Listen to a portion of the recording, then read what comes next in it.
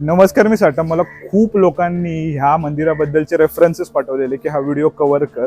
एकदम मुंबईच्या हृदयामध्ये हे मंदिर आहे. तुम्ही आता पाहाल ना तर तुमच्या लक्षात येईल की मी कुठे चाललो. एकदम आतमध्ये घोडपदेव मंदिर तुम्हाला दाखवणार आहे. पण एकंदरीत आतमध्ये एवढं डीपमध्ये एक्सप्लोअर करणं ना, त्यासाठी तुम्हाला थँक्यू बोलतो, कारण तुम्ही रेफरन्सेस पाठवतात, त्यामुळे मी ते आलो आणि ह्या गोष्टी एक्सप्लोअर करतोय. तर आधी इंट्रोड्यूस करतो.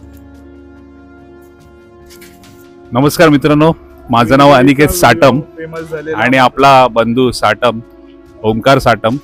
तर आज आम्ही दोघे एकत्र आलो आहोत आणि आज घोडपदेवचं जे रहस्यमय मंदिर आहे, जे आपण पाहत असाल की खूप जास्त व्हायरल आहे, तर तेच आपण आज जाऊन आतमध्ये बघणार आहोत. इथे अनेक व्लॉगर्स आलेले आहेत जे व्हिडिओ बनवतात, कारण मंदिर तितकं व्हायरल झालेलं आहे. तुम्ही पाहू शकता मागे हा इथे दादा एक व्हिडिओ, ऑडिओ आणि फोटोज करतोय.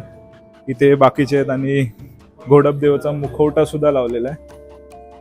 हे बघा किती लोक आलेले आहेत, कारण मंदिर तितकं फेमस झालंय ना, त्यामुळे इंस्टाग्रामवर त्यांचं काम होईपर्यंत.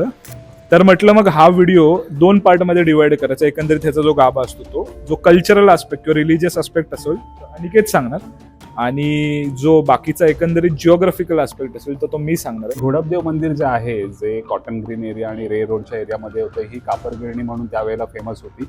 पण ही अजून एका फेमस जास्त झाली ती ह्या घोडपदेव मंदिरामुळे.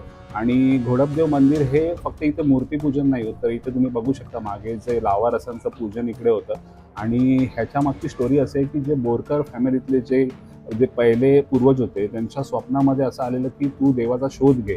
आणि ते देवाचा शोध घेत घेत ह्या ठिकाणी आले आणि त्यांना ह्या ऐतिहासिक अशा इकडे वास्तू दिसल्या आणि त्याच्यानंतर त्यांनी ह्या गोष्टीचं इकडे मंदिर उभारलं, जे त्यांची 6वी पिढी आज आहे ते हे मंदिर सांभाळते.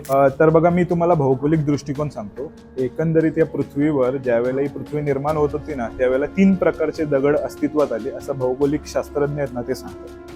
पहिला इग्निसियस रॉक म्हणजे काय, तर जमिनीमध्ये ज्या वेळेला उल्का किंवा लावा असतो ना, त्याला मॅग्मा म्हटलं जातं. तो बाहेर येतो त्यावेळेला लावा होतो. थंड झाल्याच्या नंतर जो कुठला फॉर्म घेतो तो अशा प्रकारे असतो. त्यानंतर दुसरा असतो सेडिमेंटरी आणि मेटामॉर्फिक रॉक. त्याबद्दल मी कधीतरी दुसऱ्या व्हिडिओमध्ये सांगेन.